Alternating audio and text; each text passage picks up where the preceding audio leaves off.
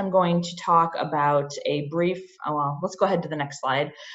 First, we're going to talk about a brief literature review in the field of pulmonary rehabilitation that's happened over the last 2 to 3 years, and talk about some of the research studies that have been done and whether they have any validity and whether we should start to incorporate those things or have been incorporating those things into our programs.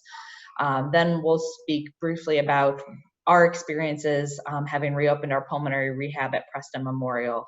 And then, I'm happy to answer any questions either at the end or throughout the program, but I did want to leave a little bit of time at the end for anybody to ask about specific questions or share any of their experiences if they've reopened or are in the process of reopening. Next slide. And I'm going to apologize too because my husband and kids are on their way out the door, but it's a little loud, so I apologize if you hear some noise in the background. So. As I mentioned, I'm going to be talking about some research studies today, and so I wanted to just sort of remind everybody, this is a chart to show the levels of research and where the studies fit in, and as far as which studies are better than other studies. And so if you look at the bottom, you can see here, ideas and speculation and animal research is really the lowest level of research and data that we have, followed by expert opinions or case reports or personal observations. Those are really just one point in time that we're looking at. A little bit higher level up from that is our uncontrolled cohort studies or case series. And then followed by that, our case control studies, retrospective cohort studies. Level 2, our meta-analysis, and then level 1, have a good day, buddy. Level 1 are our meta-analysis of our homogeneous randomized control trials or randomized control trials. And the reason that these are the highest level is because they usually do have quite a few patients in it from quite a few centers, and so you really get a broad idea of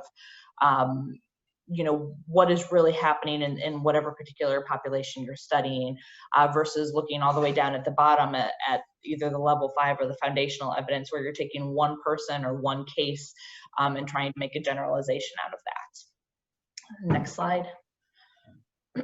So we'll start with this study, Disparities in Geographic Access to Hospital Outpatient Pulmonary Rehab Programs in the United States. And this is a study that was published in 2019 at the end of last year. And they outlined that we know there are benefits for pulmonary rehab for COPD patients. We know that it improves their outcomes in terms of exercise capacity, the severity of their dyspnea, and their health-related quality of life. However, we note that many patients do not participate in pulmonary rehab for whatever reason. And so this study really aimed to look at geographical distribution of hospital-based outpatient pulmonary rehab programs and try to compare the organizational characteristics of the hospitals that offer programs and those that do not. And again, this study was for outpatient hospital programs, which is what we have at Preston Memorial. And I know there's a couple of other groups here that are hospital-based programs as opposed to our FQHCs. Next slide. And so what they looked at is in the United States, they found that 1,336 counties or county equivalents have at least one hospital outpatient pulmonary rehab program in the county, and where I've abbreviated PR, that stands for pulmonary rehab. And then they found that 1,776 counties do not have at least one hospital outpatient program. And the availability really varied significantly by the county type. They found that 57.5% of metropolitan counties, and a metropolitan county is defined as a county that has more than 50,000 people. They found that 51.9% of micropolitan counties, and a micropolitan county is a county that has between 10,000 to 50,000 people, have at least one program. And then they found that only 27% of non-core counties have a pulmonary rehab program. And a non-core county is a county that has less than 10,000 people. They found that if hospitals were designated as a critical access hospital or located in the South and the West, they were less likely to have an outpatient pulmonary rehab program located in a hospital. Go ahead and turn to the next slide, please. And this was their geographic distribution of the South and the West. So you can see that here in West Virginia, we fall into the South. North Carolina, Kentucky, we're all in the South. Pennsylvania, you're in the Northeast. And so just by sheer geographic location, we're less likely to have programs here in the South than other places. But what I did think was interesting is that West Virginia does actually wear that gray color. And so that means that about 51 to 75% of hospitals do actually have programs, which is pretty great, especially compared to looking at some of the other bordering states that have less than 50% or even less than 25%. So I think that, you know, hopefully we're doing something right here in West Virginia. Next slide.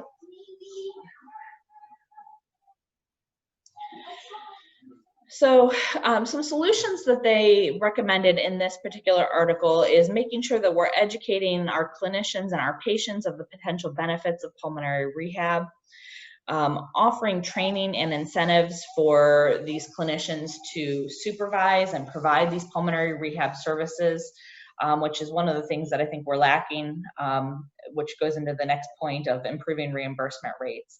I did find an updated Medicare guidelines that show that I think our reimbursement rate is less than half of what we're getting for cardiac rehab, which, you know, is, if we don't make enough money with our patients to sustain us, it's very hard to convince a hospital or any type of healthcare setting to provide pulmonary rehab. They did recommend that we could model programs after successful rural programs, which I think, you know, is one of the bases for this group, is that, you know, we've been successful in what we've been doing and reaching out and expanding to other institutions that are interested in starting programs like this. One of the other things that we've done here within this group recently is expanding cardiac rehab programs to include pulmonary rehab. And I know personally at Preston Memorial, our cardiac rehab program started a couple of years before our pulmonary rehab program. And because it does bring in more money, not only, you know, because the reimbursement is better, but also the turnover is higher, it has been able to help to support our program. And then lastly, they did recommend assessing the use of telehealth to provide services in isolated areas. And we'll get in a little bit more in some of these further studies to looking at telehealth and home-based programs. But I know, you know, Grace Ann has mentioned here over the last couple of months this Blue Marble Health pulmonary rehab app that we're hoping, you know, will allow us to bring some telehealth type pulmonary rehab services to some of our patients. The downside to this point, though, is, you know, use telehealth to provide services in isolated areas. Unfortunately, the isolated areas are also those areas that sometimes lack in reliable internet services. And so that, you know, unfortunately goes hand in hand with that point. Next slide. The next article that I wanted to look at talks specifically about acute exacerbations of COPD.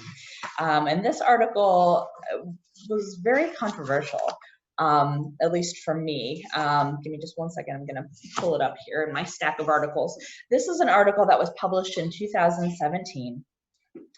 And, you know, in previous studies, that were mostly randomized controlled studies, which again was our highest level of evidence, pulmonary rehab has been shown to reduce hospital admission rates for patients regarding acute exacerbations of COPD. So, you know, you have a patient who's having frequent exacerbations, you enroll them in a pulmonary rehab program, and their rate of exacerbations goes down. We're able to keep them out of the hospital longer between exacerbations. They have fewer exacerbations that need hospitalization. You know, they can be treated more often as an outpatient. Cohort studies have been less consistent in showing this decrease in hospitalization. And, you know, again, that may have something to do with our level of evidence. or looking at our level of evidence, we're more likely to believe these randomized control studies versus these cohort studies, which are at a lower level of evidence. So the goal for this study was to compare rates of hospitalized and general practice treated acute exacerbations of COPD prior to and following pulmonary rehab. This was a study that came out of the UK.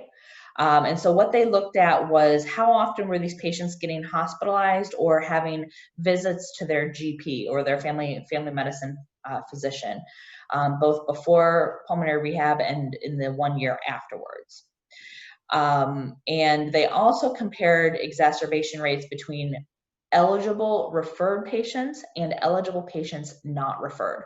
So they looked at all of the patients and they determined who was eligible to be referred to a pulmonary rehab program, and then they compared between those that actually were and those that were eligible but unfortunately for whatever reason did not get referred.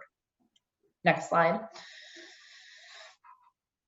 And so what they found is that 64% of patients in the cohort, which worked out to be 69,089 patients, were eligible for pulmonary rehab, but only 9.3% or 6,436 ended up being referred for pulmonary rehab, which is pretty sad.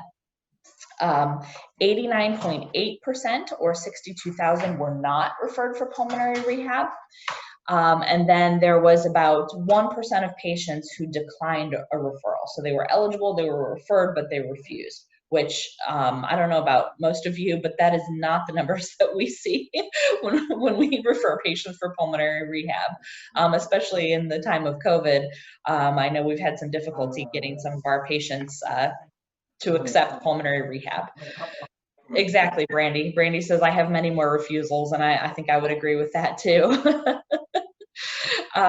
So what they found is that patients who were referred for pulmonary rehab had a slightly higher, but it was not statistically significant exacerbation rate than those who were eligible but not referred. So the patients that were referred had on average 2.83, or I would say closer to 3 exacerbations per patient year versus 2.17, or I would venture to say 2 exacerbations per patient year. And so, my mind when I was reviewing this data and thinking about this, it sort of makes sense. Those patients of mine that I see more often for exacerbations, or we see in the hospital more frequently, pulmonary rehab is going to pop into your head, I think, a little bit more frequently versus the patient who, you may only see 1 or 2 times a year for an exacerbation. So, I think there's some bias, to that statement as well. But the conclusion that I took out of this study is that less than 10% of eligible patients were referred for pulmonary rehab in the UK. So I think, overall we need to do better as clinicians at identifying these patients. And I'm going to extend that to those of you who see patients in the inpatient setting, to sort of maybe help identify these patients and bring them to the hospitalist or the pulmonologist or the family medicine doctor's attention. Mr. So-and-so is in the hospital again, what do we think about referring him for pulmonary rehab?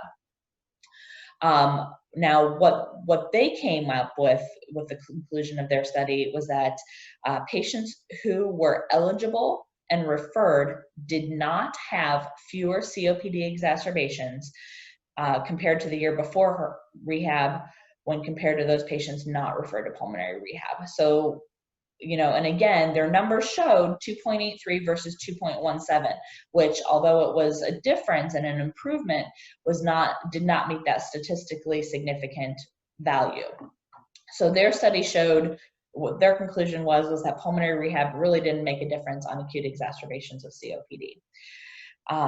So let's go to the next slide. Their reasoning behind this is that pulmonary rehab does not really affect the frequency of inflammation and infectious events that these patients are exposed to. But, it does lead to reduced severity and better management of exacerbation. So these patients have an improvement in their dyspnea, their physical conditioning, enhanced knowledge of their disease. And so, I think we are giving them tools, even if this particular study did not show that there was a benefit. I think, we're definitely providing valuable services to our patients. And to that patient that only had 2 exacerbations this year versus 3 exacerbations last year, that may mean getting to spend Christmas at home with their family, or getting to go on that vacation. And so while not statistically significant, I do think that clinically, we are seeing an improvement in these patients. Next slide. This was a rebuttal to that study that I just presented, and it was called Pulmonary Rehabilitation Beyond Breathing Better. Well, actually, this was not a rebuttal, but this was quoted in a rebuttal to that study.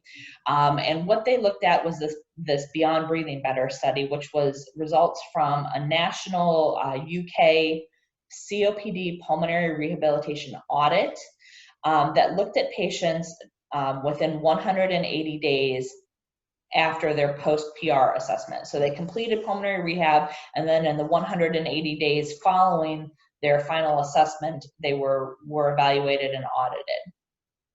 And what they found is that completion of a pulmonary rehab program is associated with a reduced risk of hospitalization and time spent in hospital.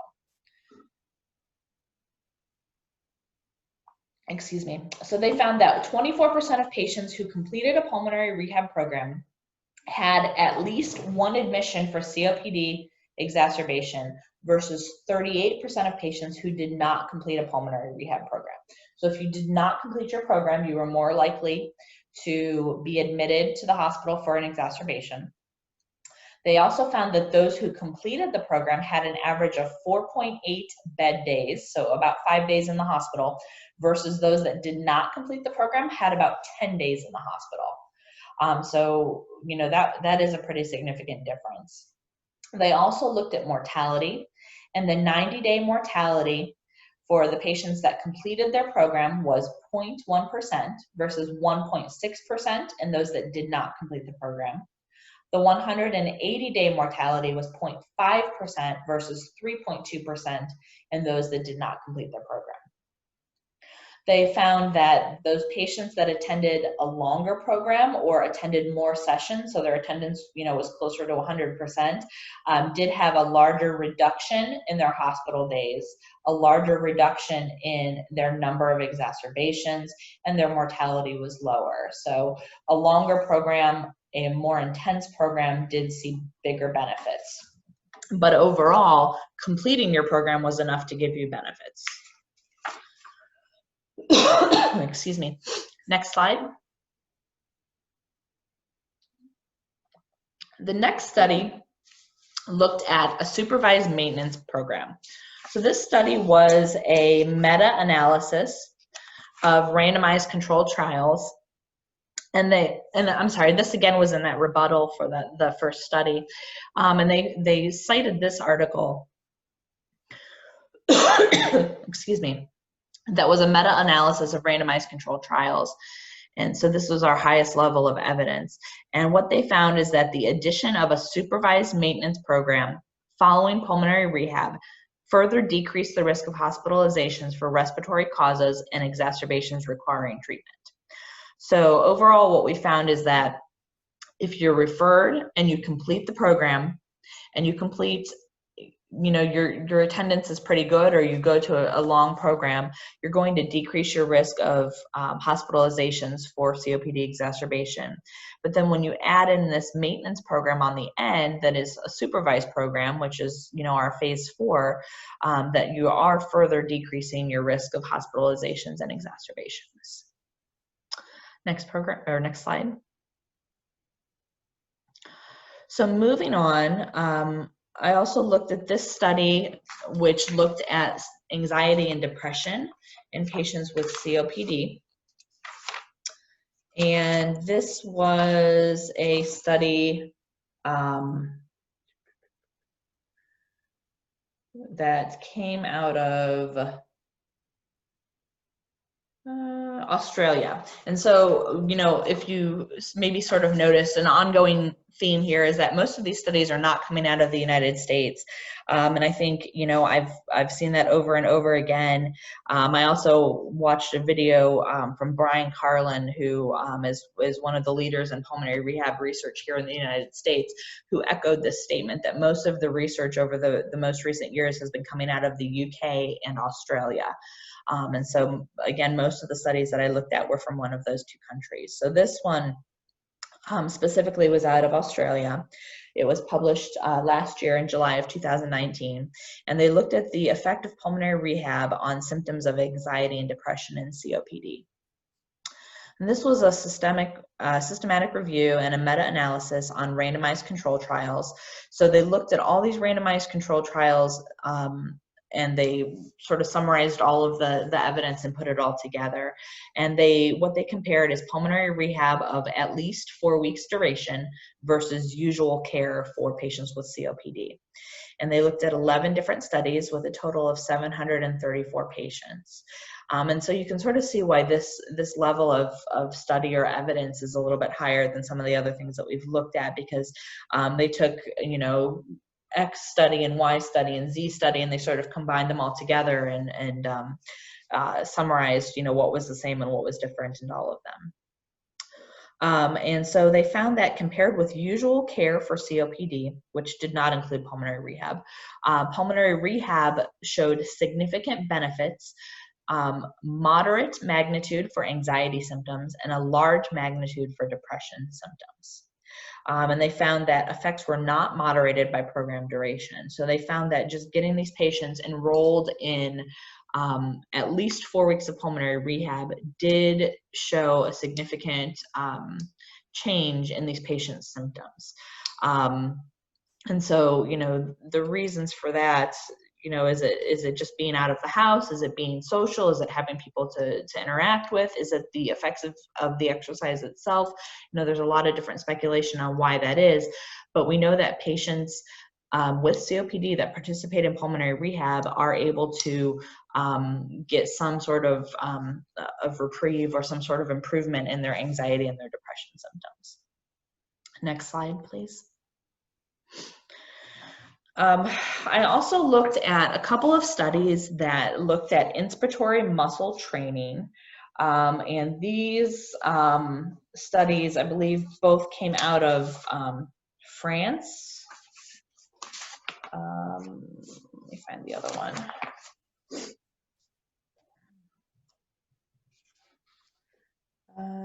Germany, France and Germany. And so what they looked at was adding inspiratory muscle training to pulmonary rehab. And what they found, both studies found the same thing, is that they were able to increase the maximal inspiratory pressure in the inspiratory muscle training group, but it was not a clinically significant increase. It did not provide any benefits in terms of exercise capacity, quality of life, or dyspnea. So, you know, when they repeated these inspiratory pressure testing, the number went up, but they didn't notice that their 6-minute walk distance went up, that their assessment scores improved at all, and their symptoms did not improve. Next slide. So this study I pulled just because I thought it was interesting and somewhat absurd that they made this statement, but this study looked at Tai Chi and pulmonary rehabilitation.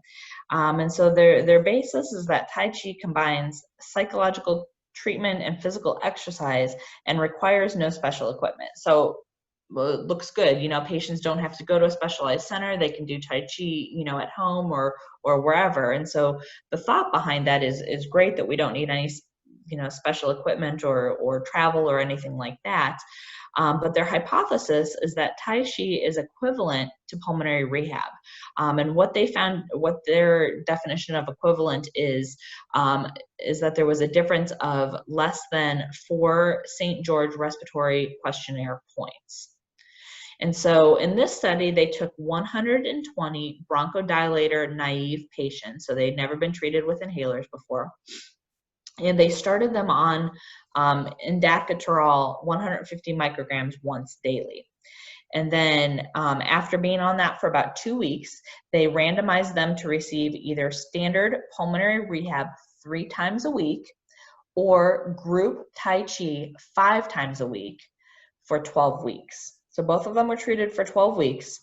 The pulmonary rehab group went Monday, Wednesday, Friday, and the Tai Chi group went 5 times a week. The primary endpoint of the study was their change in their St. George Respiratory Questionnaire prior to and then following intervention. And then they also looked 12 weeks after the end of intervention and measured their scores at that point. Next slide.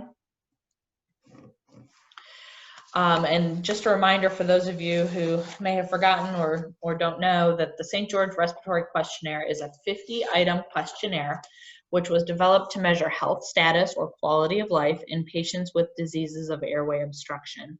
So they look at 3 different areas. They look at symptoms, they look at activity level, and they look at something called impact or psychosocial. And then they also get a total score. And when they developed this questionnaire, they found that a change of 4 units is clinically significant. So this is in line with what they did in this Tai Chi study. Next slide, please. And again, this study came out of China in May of 2018.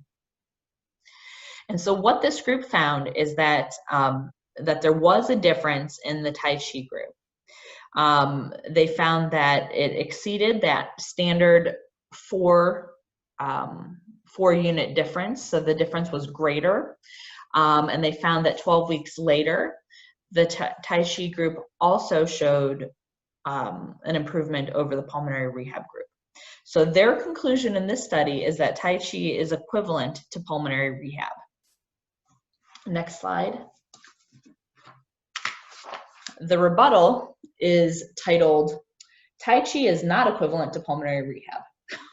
And this was written by somebody out of Canada. And so his points, and you know, anybody who read the study would see the points are that in their study, they used a group of patients that were active farmers. These patients, yeah, Brandy, I agree. He was very, very to the point with his title. So the patients that they used in this Tai Chi study were active farmers. Their 6-minute walk test distance was 537 meters plus or minus 65 meters. Their average step count of these patients before starting in either of these programs was close to 8,000 steps a day. And I know most of my patients are not getting 8,000 steps a day when I refer them to pulmonary rehab. The other difference is that the Tai Chi group received instruction 5 days a week versus 3 days a week in the pulmonary rehab group. So they were getting more exercise, they were getting more hands-on time, they were getting more social time. In addition, the Tai Chi group was encouraged to continue Tai Chi after completion of the study. So they encourage these patients, get in a group or do this on your own, or please reach out and continue to practice this. But the pulmonary rehab group had no subsequent maintenance exercise prescription or supervision besides verbal encouragement. So at the end of the pulmonary rehab program, these patients were told, try and keep active as much as possible. So there seemed to be a big disconnect between follow-up in these 2 groups after the end of the study. Practically and clinically, there was no change in 6-minute walk distance in either group at the end of the study. The only thing that was different between the 2 groups was that St. George Respiratory Questionnaire. And there's other factors. Remember, I told you that there's 3 different components of that. And one of them is the social component. And so, if your social outlook changes, that can definitely change that score, with all other things being equal. And so you can imagine that seeing patients 5 days a week or having the benefit of exercise 5 days a week could change that score without you really having any change at all in your respiratory status. And so, looking at this study, through an objective lens, I'm not sure how I'm not sure that they could really make that statement, and I think that's what this gentleman from Canada certainly pointed out. Next slide.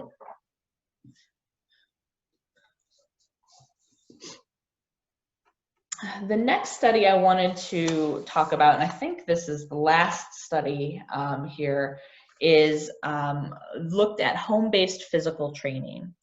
And they stated in their introduction that patients who need long-term oxygen therapy sometimes have difficulty participating in outpatient pulmonary rehab programs, whether it's because their disease is more severe, whether they have issues with transportation and mobility due to the oxygen, whether it's because of the high costs or patient safety issues.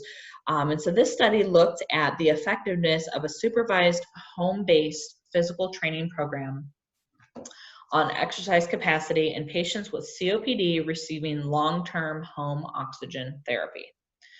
Next slide. And so they divided the patients into two groups. They had a supervised physical training group that had home-based supervised muscle strength and endurance training twice a week for an hour each time over a period of 12 weeks. And then the other group received an unsupervised activity booklet. So they got a book that said, these are the activities we want you to do at home. Good luck. And so the results were that only patients who had supervised physical training showed an improvement in their 6-minute walk distance, their medical research council scale, their Brazilian Portuguese version of the fatigue severity scale. This study came out of Brazil, and their COPD assessment test. Next slide. Oh, you can go back one. So, thank you. So, I think this study outlines what we all know, is that when we see our patients and we interact with them, they do better versus when we, just give them a handout and let them go on their own. And so I think, this outlines that home-based, as long as you're interacting with the patient, works, but definitely the interaction is one of the most important things. Next slide. So just to summarize the articles that we've talked about today, we did find that there is a significant geographic disparity that exists in access to hospital outpatient pulmonary rehab. Disappointingly, less than 10% of eligible patients were actually referred to a pulmonary rehabilitation in one study. That same study showed that there was no difference in exacerbations in patients participating in pulmonary rehab. However, the UK database did show a reduction in hospitalizations and hospital days in patients completing pulmonary rehab. We also saw that the addition of supervised maintenance programs also decreased the risk of exacerbation and hospitalization for these COPD patients. Next slide. Pulmonary rehabilitation has a moderate effect on anxiety and a large effect on depression symptoms in COPD patients. Inspiratory training improved patients' maximal inspiratory pressure, but this effect was not clinically significant. A recent study concluded that Tai Chi was equivalent to pulmonary rehab, but this study had design flaws and disparities which call into question their conclusion. And home-based physical training has been shown to be effective if supervised. So that is the end of the first part of my presentation. I'm happy to answer any questions, or if you want to move on and we can do the questions at the end.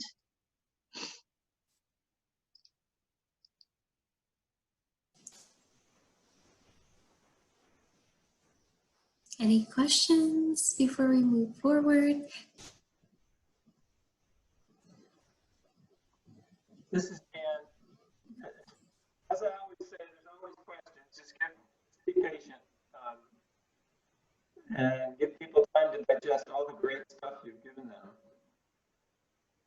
And while we're waiting for those questions, Allison, it would be really great if you could do like maybe, it'll probably be 2 pages, but like an annotated bibliography, just the references. It's at the end. Your 1 or 2 sentences about what the bottom line is, because this is really great stuff. Thank you. Okay. This is Sam Giordano. Just a quick question, Dr. Sela. first of all, a compliment. Thank you for doing this. But you refer to exacerbations as the studies do. Is it understood they're all self-reported? The first article that I talked about that said that there was not a difference, those studies, those COPD exacerbations were based on referrals, visits to general practitioners or hospitalizations. So that was actually reported by the providers and not the patients themselves. Let me see. The other studies that looked at exacerbations, let's see. I think, Sam, if I'm to call them an exacerbation, the patient had to have sought care. Okay. Yeah, that makes Yeah, and severe exacerbations were ones that required hospitalizations, but they also did look at moderate exacerbations that required either a visit to the general practitioner or just treatment. Okay. Thank you. You're welcome.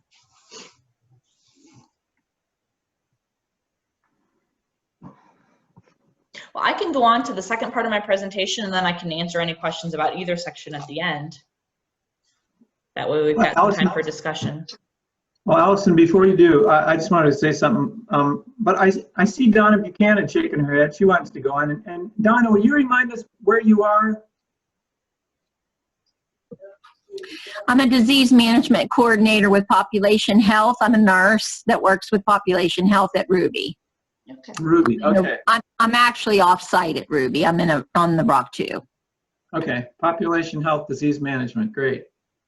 So Allison, one of the reasons I love what you did here is that most of the people on this call are fans of pulmonary rehab, and we have an emotional attachment and commitment to pulmonary rehab. We're believers.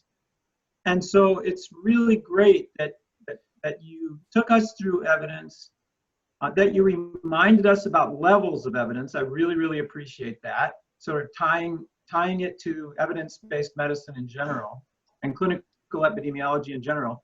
But for those of us who are believers, it's important that we know what the science is for and against our favorite treatment, and that we have such a stake in, because there's a big question about where society should invest its money. And even if everyone is acting in good faith without intense partisan differences, and even if you could strip away all the partisanship, there still is a question, even in the most equitable society, about how to spend resources and how to spend taxpayer money. And so it's really important that the science be considered like you're doing here. And for those of us who are believers, it's important that we be able to present evidence for why this works to skeptics and to policymakers.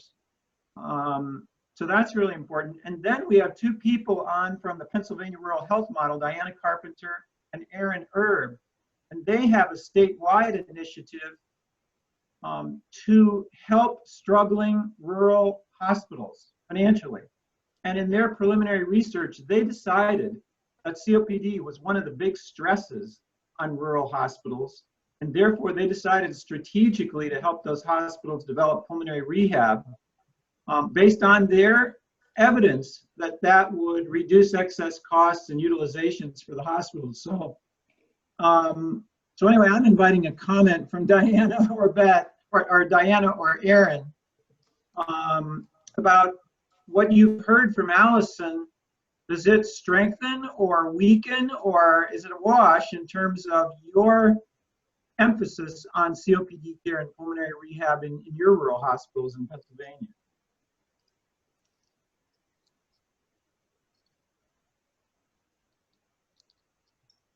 So far, you're still both muted. Give him 20.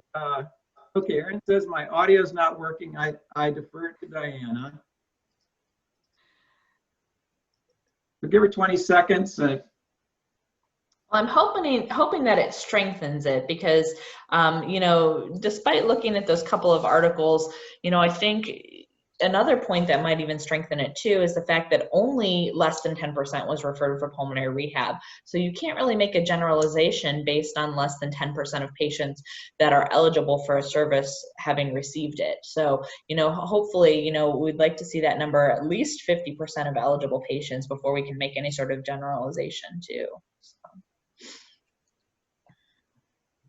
By the way, I thought I really, really liked the hypothesis of the Tai Chi study coming from China. And it made sense that they were the ones who did it. That's context sensitive, even though we're seeing more and more Tai Chi in this country, even in Oak Hill, West Virginia. Right. But it really made sense because we don't know which parts of pulmonary rehab are the most important in conferring the benefits. So they were picking out one part, namely the regular physical exercise. And checking to see whether one kind of regular physical exercise could be what is called non-inferior to the full, much more expensive pulmonary rehab program. Right. So right. I think yeah, it's a good hypothesis, but I think their study design was somewhat flawed, which made it less, you know, less believable in the end, I think. Yeah, it's not the final word, but it's good to it helps open the conversation, especially in a country where so many people for whom to whom that particular intervention is so culturally acceptable and familiar. Right. Well, in the interest of time, I think we'll move on. We've got about 15 minutes left. The second half of my presentation is not very long, but I did want to give some of our experiences and sort of let you know where we're at with our pulmonary rehab program at Preston. So we'll go to the next slide. So this, again, is just a brief summary about our reopening experiences after the pandemic or in the middle of the pandemic. Next slide. So in March 15th, 2020, there were 0 cases in West Virginia. There were 80 negative tests and 4 tests pending. This was the day that we decided to close our pulmonary rehab. In the United States, there were 848 new cases in the United States and a total of 3,489 cases total in the United States. Do you remember those days? Our thought at that time was that we wanted to close both pulmonary and cardiac rehab because these patients are high risk nature, and the numbers were going up. And so we made the decision to go ahead and close on March 15th. Next slide. During our closure, all of our patients were given home exercise handouts and regular phone calls were made to check on them and answer any questions that they may have regarding the exercise or symptoms or the pandemic or anything like that. Next slide. These are our numbers as of Friday. In March 15th, there were 0 cases in Preston County. On July 7th, which is the day we decided to reopen our pulmonary rehab, there were 89 cases in Preston County. And as of Friday, there were 127 cases in Preston County. In March, there were 0 cases in West Virginia. On the day we decided to reopen our program, there were 3,505 cases. And as of Friday, 8,274 cases. And then you can see the same for the daily new cases in the United States and then the total cases in the United States. So you can see that when we closed, we were really just at the very early stages of this pandemic. And actually, even since opening our program on July 7th, things have increased exponentially, both in the state as well as in the country. Next slide. So for those of you who have not been to Preston Memorial Hospital, our pulmonary rehab space is about 16 feet by 24 feet, or about 380 square feet. So we really have a very small area. On a normal day when we're operating at capacity, we generally have 2 patients exercising at a time and 2 therapists in there with them. For space reasons, we really, I mean, I suppose we could have more, but it's very tight. The decision at Preston was made to reopen our cardiac rehab prior to our pulmonary rehab, as it was felt that these patients would probably do better with masks than our pulmonary patients. Excuse me. Our cardiac rehab opened in June during our hospital's phase 1 reopening plan. And as part of that plan, staff will be masked at all times. Staff is screened every time they enter the building. And the schedule that we started with was that each patient would be scheduled for 1 hour. They would have a 15-minute time window on, a total 15 minutes on either end for pre and post assessment. So, 7 or 8 in the beginning, 7 or 8 at the end, 30 minutes of exercise, and then that leaves us with 15 minutes to clean or disinfect between patients. So the patients were getting about 45 minutes and then a 15-minute clean. Next slide. So when we opened cardiac rehab for phase 1, we brought in 1 patient at a time. 1 staff member was in the room and 1 staff member was monitoring telemetry from the adjacent room. The water cooler and any equipment that was not in use was covered, and the patients were instructed to bring their own water. Equipment being used was rearranged to be placed following social distancing protocols. Patients were instructed to wait in their cars until their scheduled time. Normally our patients come in and have lunch in the cafeteria and socialize with each other in the waiting area, but they were instructed to wait in their cars. Visitors were not allowed, so spouses usually come with them in some cases, and they were not allowed to come into the hospital. And all patients were screened at the front door. They were instructed to supply their own mask if at all possible, but if not, one was provided for them. Patients were escorted from the screening area to pulmonary rehab, or to the rehab area, and this was cardiac again. And good hygiene was practiced throughout the session. Every piece of equipment that was utilized, monitoring equipment, door handles, chairs, scales, would be cleaned following each patient. Next slide. When our hospital entered phase 2, we increased our cardiac rehab patients to 2 patients at a time. The least utilized equipment was removed in order to provide adequate spacing for patients, and chairs were moved to keep patients 6 feet apart while we were obtaining their vitals. Next slide. When our hospital entered phase 3 of reopening, our cardiac rehab was back to its fully functional state.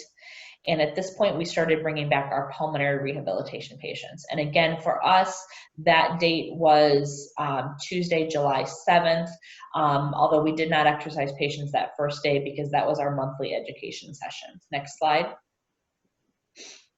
And so with the return of pulmonary rehab, we had 1 patient at a time, 1 staff member at a time, unless our patients needed telemetry monitoring, in which case 2 staff members were present. And all of the above guidelines were followed, as far as no visitors, the water bottles, the spacing, the time schedule, all of that would continue to be followed. Next slide. All but 2 of our previous patients chose to return to pulmonary rehab. None of our patients have had difficulty wearing a mask to the point where they have had to stop pulmonary rehab or have had to exercise without a mask. So they've had to take breaks. Sometimes they've had to, pull the mask down to sort of catch their breath, but none of them have had to actually stop exercising or stop the program. We did see a decline in our baseline 6-minute walk test distance after the break.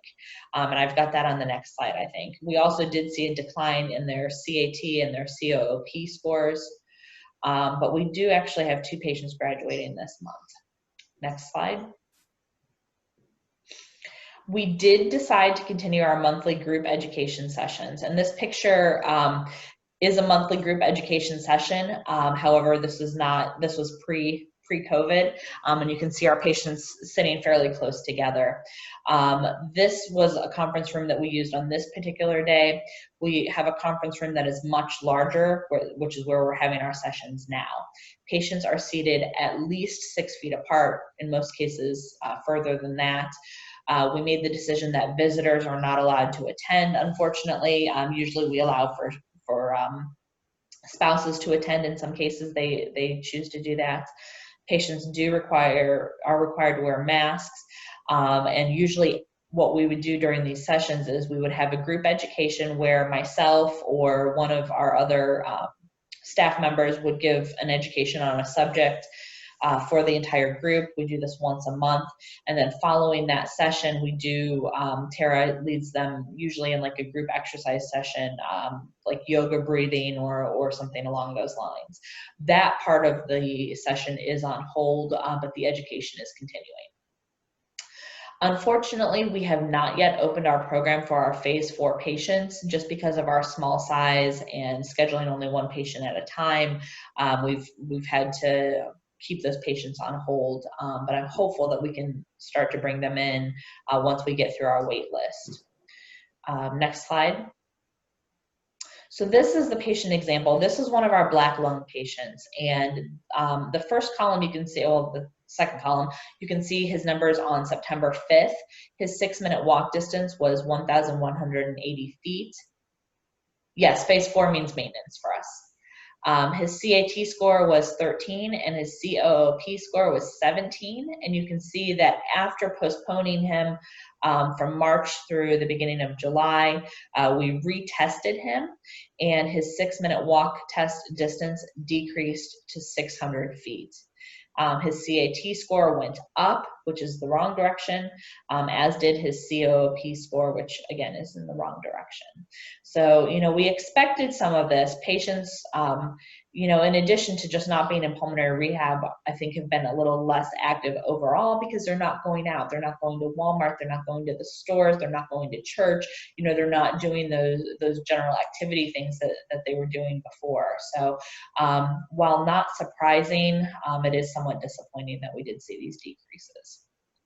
Next slide. As far as new patients, we do have 3 new patients starting this month, and we've got a 4th patient in process, finishing up some of their evaluations in order to get started. We have had some difficulty in getting some of our new referrals motivated. They're too busy, they're a little bit scared because of the pandemic and not wanting to go out, and then, like usual, they're just not interested. So we have had some difficulties. I think there's been 3 or 4 of our new referrals that have said, not right now. Next slide. And so as far as monitoring, we continue to monitor our local trends. We're watching for any type of community outbreaks, and our patients are well aware that our situation with pulmonary rehab can change at any time. We may call them up today and say, you know what, we're putting it back on hold starting today, and they're all aware that the situation is pretty fluid. Next slide. And that's all I had. The next 2 slides include all of my references for the studies that I talked about earlier, and I'm happy to take any questions. Thank you so much, Dr. Sila. That was all excellent. Thank you. Let's see. Dr. Sila, this is Brandy Bell at Lincoln. Yeah. When you started these patients back, did you start back at session 1 and redo their entire intake? No, I'm going to defer that to Tara. Tara, do you want to? Yes. Hey, it's Tara. We didn't start them at session 1. We did have 2 patients that were only on session 3. So that was basically just starting them like new anyways. I have gone through a lot of the education that we had done with patients that were pretty far into the program because that education had been so long ago. So I am going through and re-educating on certain things. But no, we did pick up on the session that they left. Thanks, Does that Tara. help? I think if I did get to start back, if I started back tomorrow, bringing patients back in, I think I might start them back because my patients have been out for almost 6 months now. So Right. I might even try to get another prior auth and completely start them over because most of mine were about halfway through, if not just starting like you mentioned, Tara. So it's not like I would have a bunch that were getting ready to graduate. Most of mine were halfway through at best. Right. Yeah, that's difficult. So I was just looking at the chat box, and I think Aaron asked how pre-COVID, how many patients did you have at one time? We only exercised 2 patients at a time, just because of our space, with it being so small and our staffing and everything. And so, you know, we're I guess at that, looking at it that way, we're at 50% capacity now because we're only exercising 1 at a time. Brandy, I will definitely share this. And then Dr. Doyle asks, what do you think, in the UK, only 9% of eligible patients got referred. What do you think it is in your community? That's a hard question to answer because I don't know what percentage of patients in my community are actually being seen for COPD. So I think, you know, going all the way back to that, but I can definitely say that you know, it's far less than 50%, and I would say probably, you know, somewhere 25%. Although maybe I'm being optimistic. It's very likely that we're somewhere around 9.3%, like the UK study showed, as far as our referrals. You know, I do try and catch my patients when I see them in clinic and at least mention pulmonary rehab to them. But right out, you get a lot of people that, you know, I don't have a car, I don't have time, I'm taking care of my grandchildren, I'm still working, I don't want to do that, I'm not interested, I exercise at home. You know, there's a lot of excuses just right off the bat that I get from my patients. That's people who are referred but choose not to participate. But correct. The UK number was really interesting, the 9%, because it's not that different from here, maybe a little better. But always one of the remedies in those articles is that people doing pulmonary rehab and pulmonologists and RPs, and that we need to be educating primary care providers about referring patients. And I know that you and Kara and others have tried to outreach to your primary care providers in your community. So how do you feel that's been successful? I think that and Tara, you may know a little bit better, most of our referrals come from me. And then we also have a bunch of referrals from WVU because they do see patients that live in our county. But I know that I'm proud of the family physicians in my practice that they have been increasing their referrals, and I've been seeing some referrals come directly from them here lately too. Great. All right, everyone. We are unfortunately at the end of the hour, but thank you so much, Dr. Sela. That was awesome. We got a lot of great questions and you know, discussion in the chat, so that's always nice. Just one quick housekeeping announcement before we part ways. The next session is actually canceled because it's Labor Day on September 7th. So the next time we're all going to meet will actually be September 21st, which sounds really far from now, but it's going to come really quickly, I bet. So Dr. Sharma will be providing his didactic on bronchopulmonary lavage, I believe that's how it's pronounced.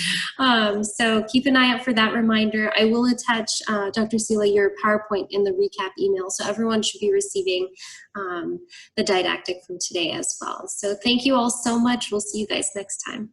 Thank you. Bye. Take care.